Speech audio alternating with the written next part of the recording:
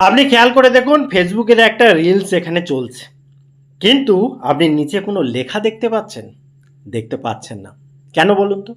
এটাই হচ্ছে ফেসবুকের নতুন আপডেট।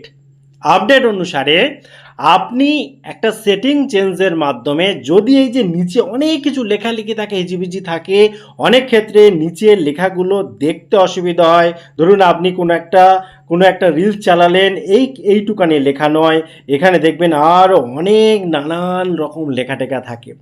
এবারে আপনার যদি মনে হয় এগুলো আপনার সমস্যার কারণ, আপনি কিন্তু প্রবলেমটা ইজিলি সলভ করতে পারেন। আপনি কি করবেন? এখানে নিচে যে 3 ডট পয়েন্ট রয়েছে, এই 3 ডট পয়েন্টের এখানে ক্লিক করবেন। ক্লিক করার পর এখানে দেখুন ক্লিয়ার মোড, সেটা উপরে থাকতে পারে, একটু নিচে থাকতে পারে, ওটা কোনো ব্যাপার না।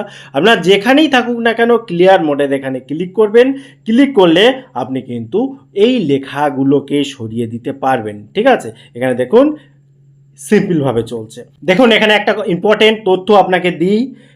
ফেসবুক কিন্তু আবার নতুনভাবে ছ্যাঁকনি দিয়ে ছ্যাঁকা শুরু করেছে অনেক অ্যাকাউন্ট।